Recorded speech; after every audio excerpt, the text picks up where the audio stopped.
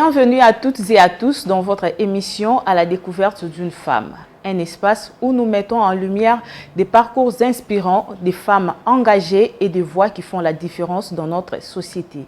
Aujourd'hui, nous avons l'honneur de recevoir Madame Solange Timbalanga.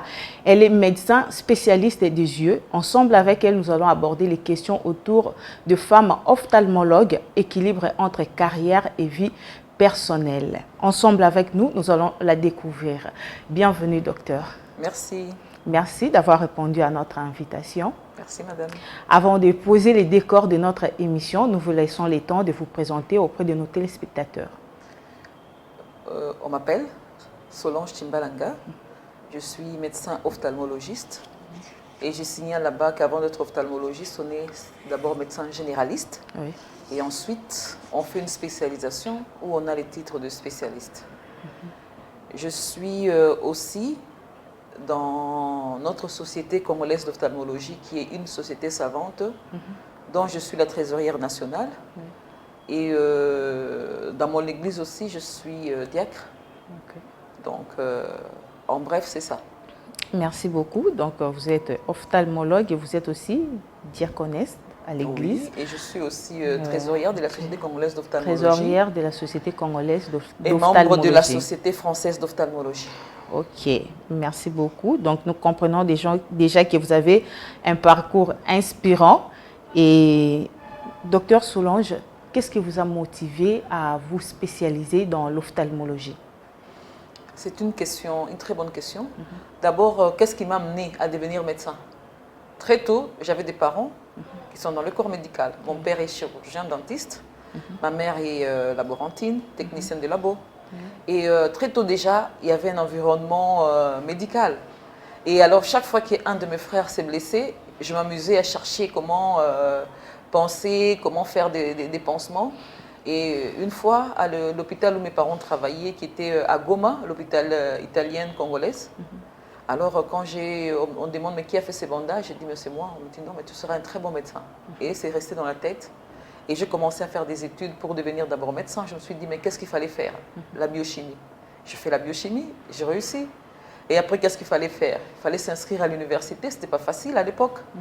Et finalement, j'ai pu être retenue à l'université de Kinshasa. J'ai eu un parcours avec beaucoup de chance parce que je n'ai repris aucune année, que ce soit en graduat, en doctorat et en spécialisation.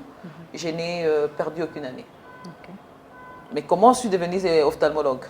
Lorsque j'ai terminé les études, il y a un ami qui est venu me dire, mais écoute, il y a un médecin, un aîné, qui a un centre, mais qui cherche des généralistes qui peuvent travailler. Je dis, c'est quel centre? Il dit ophtalmologie. Je dis, ok, très bien. Mais bien alors, avant, à l'époque, à l'université, il n'y avait pas de vacances. Vous connaissez le système à l'université de Kinshasa. Les années qui étaient étirées en longueur, pas de vacances. Alors une fois, je me suis dit, non, moi je vais faire mes vacances. Je fais mes vacances, on me dit, non, mais quand tu reviens, voilà les examens que vous avez ratés en mi-session dans l'ophtalmologie. Et on avait un professeur très exemplaire, c'était le professeur Kayembe. Alors quand il entre, il nous fait un examen, pratiquement avec 4 ou 5 personnes. Et là, j'avais eu de très bons points.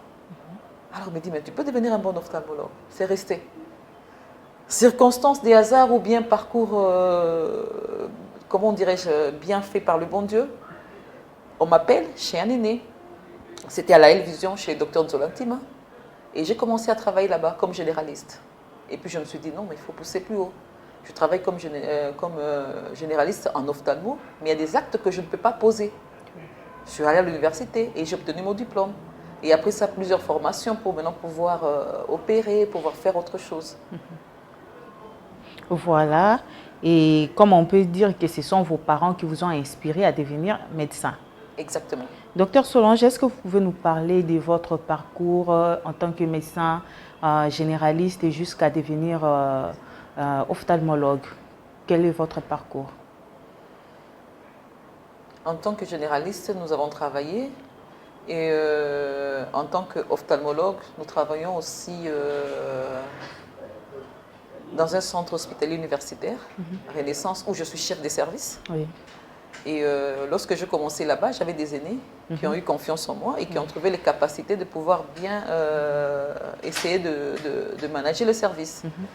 Et à part ma mère qui est une de mes modèles, Oui. Il y a aussi une aînée qui est le docteur Sotola, que j'ai vu, une dame qui savait gérer le département de spécialité et gérer sa vie.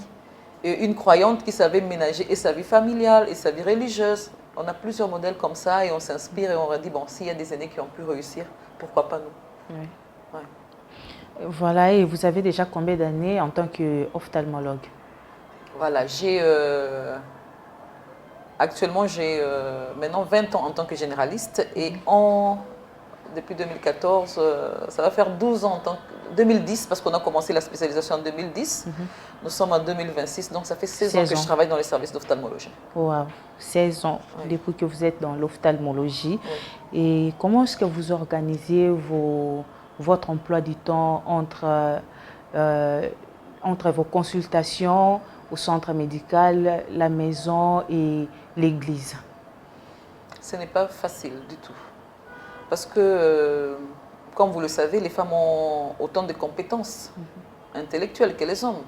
Mais en plus, la société nous demande un peu plus. Donc, on doit pouvoir organiser sa maison. Donc, dès le matin, il faut d'abord se réveiller en premier pour pouvoir voir est-ce que les enfants... Généralement, moi, je commence le soir. J'apprête les vêtements de mes enfants pour qu'ils vont porter le lendemain jusqu'aux chaussettes. Je les apprête. Okay. Et j'ai la chance d'avoir quelqu'un qui met une Madame Christine qui est là, qui est leur servante, une bonne personne qui est là pour les aider à prendre leur toilette et qu'on sort. Et on apprête les déjeuners très tôt matin. On doit déjà organiser les repas, tout ce qu'on doit faire. Et en plus, dès que vous allez au travail, vous êtes scotché sur le téléphone. Dès qu'il y a un problème, vous devez pouvoir réagir. Donc, et ce n'est pas facile du tout. Parce qu'après, lorsque vous rentrez par exemple le soir avec votre époux, lui peut se reposer. Vous devez directement dresser la table, arranger, chercher, est-ce qu'il manque quelque chose? Voilà, on demande un peu plus à la femme. Ce qui fait que, pour ne pas sacrifier les enfants, je fais un effort pour, pendant le week-end, pendant le temps libre, de passer beaucoup plus de temps avec les enfants. Et on s'est dit, après l'église, qu'est-ce qu'on fait? On va au restaurant avec les enfants. Ça nous permet de beaucoup plus de causer, de découvrir, de connaître quelles sont leurs aspirations. Et ce sont des moments privilégiés qui font en sorte qu'on se connaît mieux et on essaie de comprendre les enfants. Parce qu'une fois, il y a eu un hic avec les enfants. Imaginez-vous, quand ma fille était à la maternelle, je l'amène à la maternelle avec ses petites collations. Et la maîtresse qui me dit, non mais madame, vous savez, les chips que vous achetez, ça elle n'aime pas. Elle aime plutôt ça. Vous voyez, imaginez-vous. Donc vous vous rendez compte qu'au fait, vous achetez, mais il n'y a pas de feedback.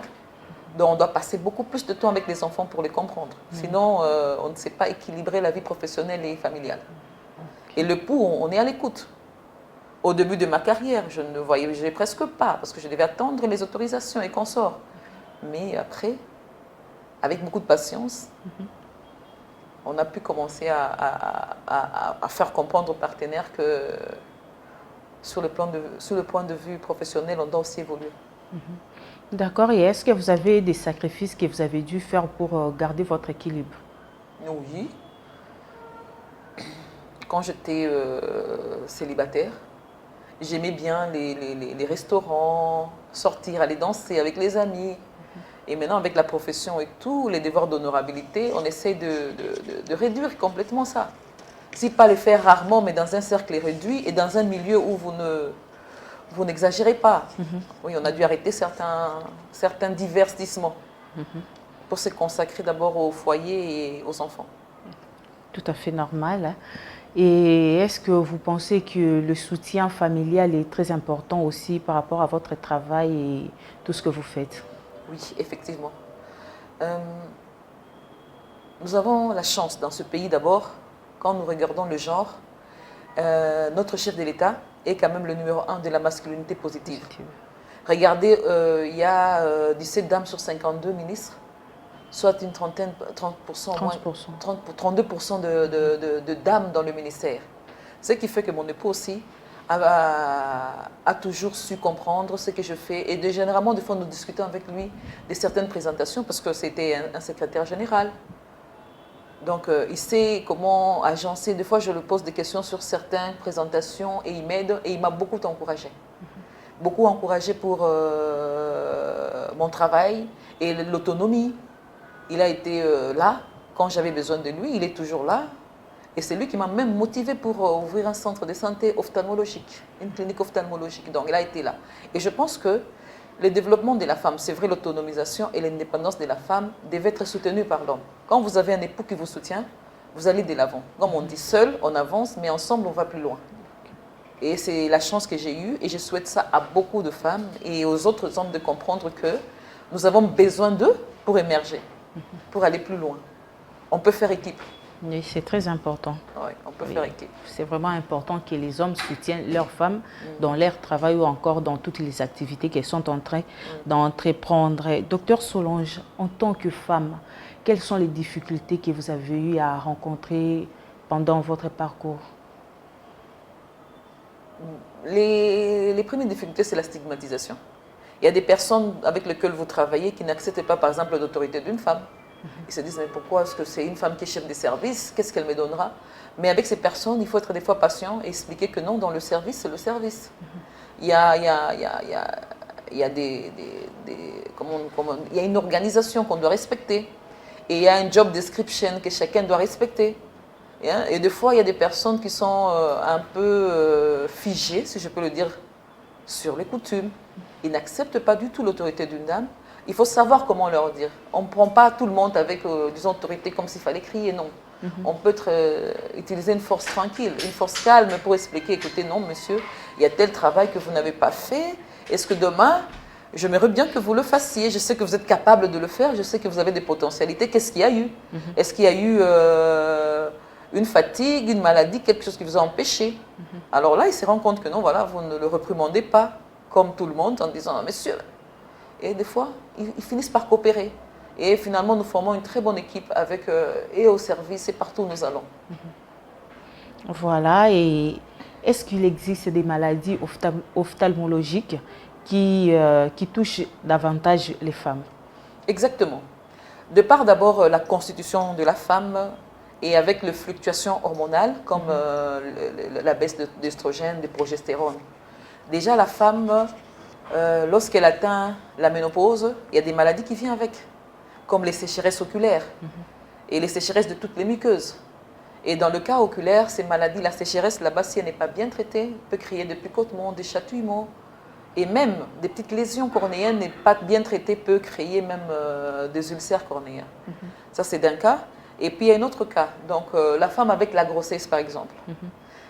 Lorsqu'une femme est à temps famille, la vision devient un peu floue, mais elle est passagère. Mais il y a une vision quand même un peu plus floue parce qu'avec les hormones et déjà de par la longévité, on sait que la femme vit un peu plus que l'homme. Il y a des maladies comme le déméla, la dégénérescence maculaire liée à l'âge, qui touche beaucoup plus les femmes de par leur longévité. Et il y a aussi la cataracte. Avec les variations hormonales et tout, il y a aussi la cataracte qui peuvent atteindre beaucoup plus les femmes que les hommes. Et comme je peux le dire, c'est conseillé à la femme à partir des 40 ans de faire un check-up 2 fois, une fois toutes les 2 ans, et après 60 ans de faire un check-up oculaire 1 fois l'an. D'accord. Donc, fidèles téléspectateurs, vous qui nous suivez à la maison, Docteur Solange Alobi est une maladie oculaire, donc maladie yamis ou touchera davantage ma maman.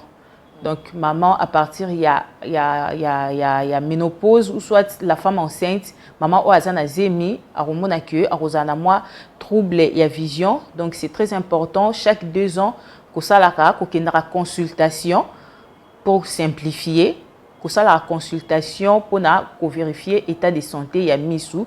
Et à partir déjà, il y a 60 ans, en tout cas, il faut qu'on l'ande la caca pour que misou et ça n'a problème. Parce que tant que tu vas toujours négliger, au moins que malade et côté et puis et fandi comme une et que ça déjà trop tard. Docteur Solange, quels sont les gestes simples que peuvent adopter la femme pour protéger la vue au quotidien, à la maison ou au travail? La première des choses, c'est dans l'alimentation. Donc, une femme doit privilégier les antioxydants. Nous avons par exemple la lutéine, la xanthine, et les oméga 3. Les oméga 3, on le trouve dans le poisson. Nous avons aussi la carotène, avec les carottes. Pas une carotte très cuite, parce que lorsqu'on a cuit les carottes profondément, on brûle le principe actif, on brûle les vitamines. Mieux vaut une carotte bien nettoyée et crue. Là, on a beaucoup plus des éléments nutritifs dans cette carotte. Et un autre geste simple, c'est se protéger du soleil. Parce qu'on sait qu'avec les rayonnements, les UV, les lumières bleues, à la longue, peuvent amener une destruction de l'œil. Il faut se protéger, des gestes simples. Et en plus, il faudra penser, une femme qui atteint la ménopause, d'avoir un apport en larmes artificielles. Donc, vous voyez le médecin et on vous prescrit des larmes artificielles. Généralement, ces larmes-là, c'est sans ordonnance médicale. Hein. On peut les avoir pour essayer d'éviter la sécheresse. Parce que derrière la sécheresse, il y a beaucoup de maladies. Oui. Voilà, par rapport à l'alimentation, docteur, d'autres personnes qui nous suivent peuvent dire que non, dans notre pays, avec la situation compliquée, comment est-ce qu'on peut faire pour avoir tous ces produits? Bon, c'est-à-dire qu'on ne peut pas manger tous les jours le poisson, c'est sûr, mais on peut facilement. Il y a des médicaments, hein, des apports alimentaires, des compléments alimentaires basés avec de l'oméga 3 qui ne coûtent pas très cher. Mais ce qui est conseillé, c'est de temps en temps, on peut se dire qu'on mange le poisson une fois par semaine. Hein, on a beaucoup de poissons ici, hein, au Congo, il y a ce que les gens... Donc là, vous parlez des poissons frais? Non, tous les poissons. Tous les poissons. Mais les poissons font beaucoup plus.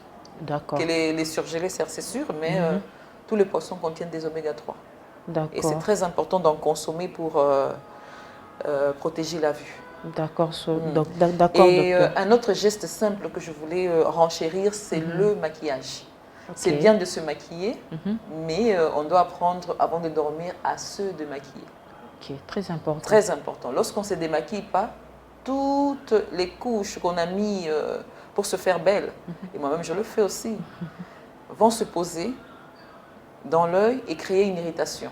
Et chez les personnes allergiques, ça peut donner des conjonctivites allergiques chroniques. C'est très bien de se démaquiller, de tenir compte de cela. Ok. Oui. Donc c'est très important, tout ce que Dr Solange vient de mentionner ici, il faut relire à poisson mingi, donc il faut faire l'essentiel ou encore l'effort que chaque semaine de consommer les poissons. Il y a la carotte, si la carotte, il n'y a pas trop, il y a kotokisa, il faut que ça la mine, il y a mobesu, au sokoli en bien, au lié, tomates pour que la protéine ou la vitamine ou la kaka et sunga na maladie ya misu et encore le maquillage. Il faut toujours se démaquiller. Le soir, quand vous rentrez, ceux qui ont le maquillage, il se démaquiller pour protéger la santé visuelle. Eh bien, nous continuons notre émission, Dr Solange. Est-ce que la technologie change la prise en charge des problèmes oculaires?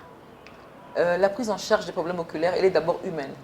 Parce que même s'il y a les appareils qui changent, évidemment, parce qu'actuellement, lorsque l'ophtalmologie a évolué, il n'y avait pas beaucoup d'appareils. Mais actuellement, vous avez des réfractomètres automatisés, vous avez les champs visuels, vous avez les rétinoscopes, vous avez l'OCT qui est comme un scanner de l'ophtalmologie. Toutes ces techniques améliorent la prise en charge. D'abord, en diagnostiquant précocement.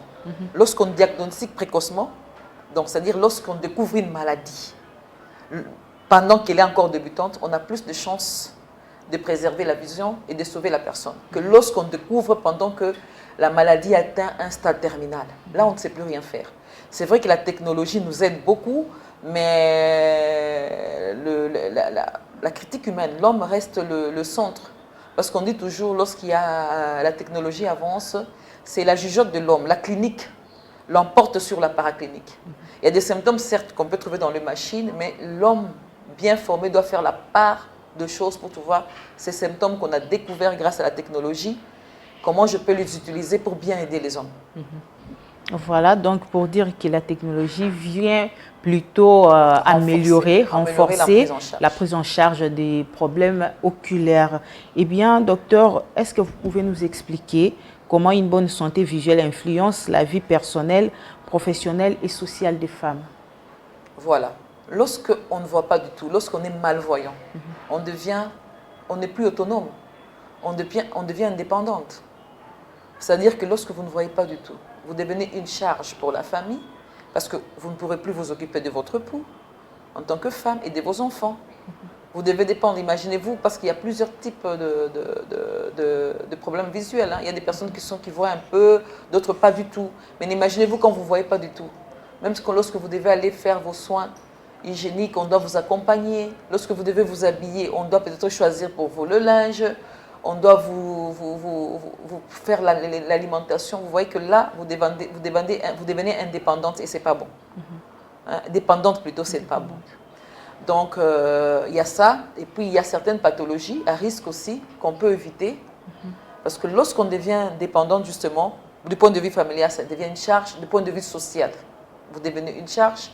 Et la République a besoin de toutes les femmes pour la construire. Ouais.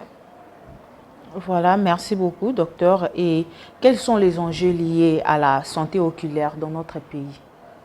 Le premier enjeu, c'est de faire en sorte que les maladies, les cécités qui sont réversibles puissent être soignées. La première cause de cécité dans notre pays, c'est le glaucome, par exemple. Alors, un des challenges, c'est de dépister à temps pour pouvoir stopper, freiner l'évolution de la maladie et aider les personnes à ne pas perdre la vision. La deuxième chose, c'est la cataracte. Or, la cataracte, elle est réversible. Donc, c'est-à-dire atteindre le plus de personnes, faire le plus d'opérations pour ramener les personnes qui ont perdu la vision à cause de la cataracte à retrouver la vision pour s'améliorer. Et chez les enfants aussi, il y a aussi les rétinoblastomes qu'il faut référer pour bien les prendre en charge. C'est les tumeurs de l'enfant. Lorsque ces tumeurs de l'enfant sont détectées avant, on peut aider l'enfant. Il y a des structures ici en RDC qui sont spécialisées dans ce domaine. Et moi, je me dirais que le premier enjeu, c'est de soigner les personnes. Et le défi, c'est maintenir la vision des personnes à risque. C'est ça les défis de notre pays.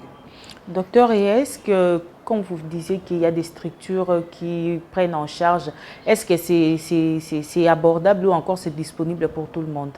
Parce qu'on sait qu'il y a parfois des structures qui sont là, mais c'est trop cher et d'autres personnes n'auront pas la possibilité d'y accéder.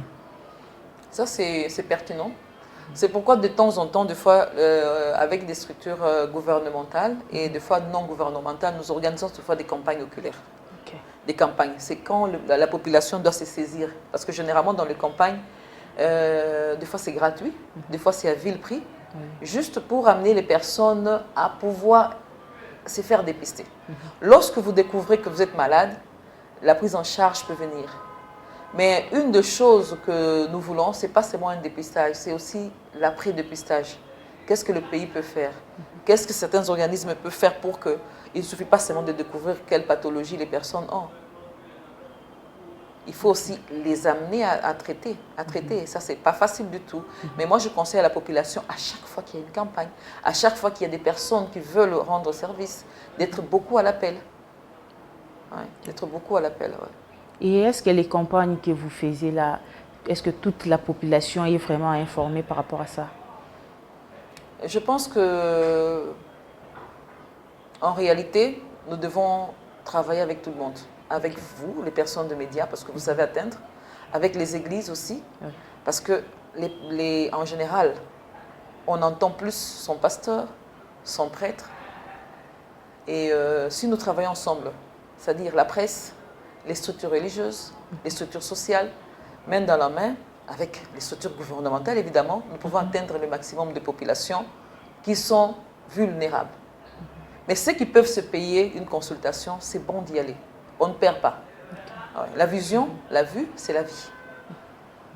Voilà, c'est très important de travailler ensemble parce que ça permet un peu la circulation de l'information. Oui. Parce qu'il y a d'autres personnes qui souffrent, mais qui n'ont pas l'information, qui accompagnent où ils peuvent être pris en charge gratuitement. Donc, c'est très important. Et docteur Solange, nous sommes pendant le mois de la femme. Oui. Et vous, en tant que femme, qu'est-ce que vous pouvez dire par rapport à tout ce qui se passe dans les réseaux sociaux, par rapport au mauvais comportement des jeunes filles et des femmes sur les réseaux sociaux? Je pense que les réseaux sociaux C'est vrai que c'est important que ça existe, mais des fois c'est mal employé. Lorsque nous allons utiliser les réseaux sociaux, on va parler d'une émission assez éducative, c'est bon. Mais il faut qu'on évite, entre parenthèses, que ce soit exposer le corps, dépravation de mœurs et tout.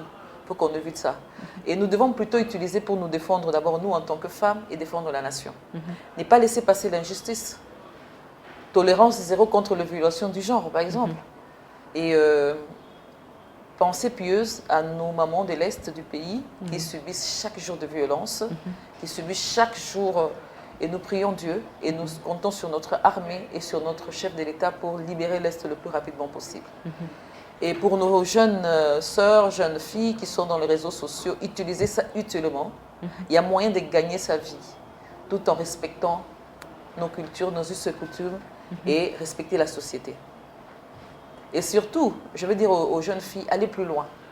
Lorsqu'on occupe certains postes, on ne l'occupe pas parce que vous êtes une femme et vous êtes belle, mais parce que vous avez les capacités de bien mener une mission, vous parlez correctement, vous avez suivi une information.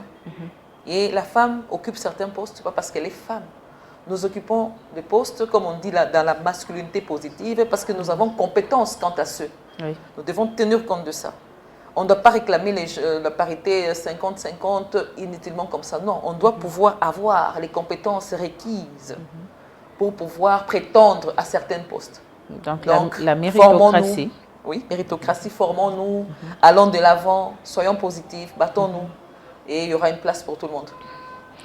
Docteur Solange, si vous pouvez donner un message à toutes les jeunes filles qui rêvent de devenir ophtalmologue comme vous. Je vous encouragerai parce qu'on a besoin de beaucoup de dames ophtalmologues. Déjà dans la société congolaise, il n'y a pas plus de 200 spécialistes en RDC. Donc il y a la place pour tout le monde. Et battez-vous, ayez votre diplôme de généraliste et puis allez vous spécialiser. Vous aurez toujours des aînés comme nous qui seront prêtes à vous porter main forte, à vous orienter et à travailler en collaboration. Ouais. Le pays est tellement grand qu'il y a la place pour tout le monde. Docteur Solange, dans votre travail, comment est-ce que vous avez eu à collaborer facilement avec le médecin homme qui travaille avec vous? La première des choses, c'est d'abord se respecter, poser ses limites. Lorsque vous travaillez, il ne faut pas qu'il y ait des attouchements, des tapes de main, il faut poser déjà ses limites. Et vous gardez vos relations dans le strict professionnel et vous verrez que vous n'aurez pas de problème. La femme a plus de pouvoir qu'elle ne l'imagine. On peut se fixer des limites et vous verrez que les gens ne débordent pas les limites que vous-même, d'abord, vous vous êtes fixé et que vous imposez à la société. C'est très important. Oui, parce qu'on est d'abord, en tant que professionnels, nous sommes aussi des épouses. Alors, l'époux ne sera pas content de voir qu'il y a certaines légèretés au service. Donc, il faut savoir poser ses limites et respecter aussi les autres. Les autres, et les femmes et les hommes. Et surtout, lorsque vous voyez une femme qui se bat pour devenir ophtalmologue, lui prêtez main forte. Merci beaucoup, docteur Solange. Nous sommes presque à la fin de notre émission. Et si vous pouvez donner un message à toutes les femmes qui sont en train de nous suivre. Je vous dis l'excellence, le travail et toujours la dignité. Les trois mots peuvent nous aider à aller plus loin. Et surtout, on demandera aussi, même si vous ne le dites pas, aux hommes aussi d'accompagner les femmes. Parce qu'on n'est pas ennemis, on est complémentaires. Ensemble, on peut aller plus loin. Merci beaucoup, docteur Solange. Eh bien, fidèles téléspectateurs, nous sommes à la fin de notre émission qui a été dédiée à l'équilibre entre carrière et vie personnelle, un sujet très pertinent qui nous rappelle l'importance de se réaliser sans se perdre. Et nous disons un grand merci à notre invité d'avoir répondu à notre invitation et nous vous disons un grand merci de nous avoir suivis. À la prochaine pour un nouveau numéro de la découverte d'une femme.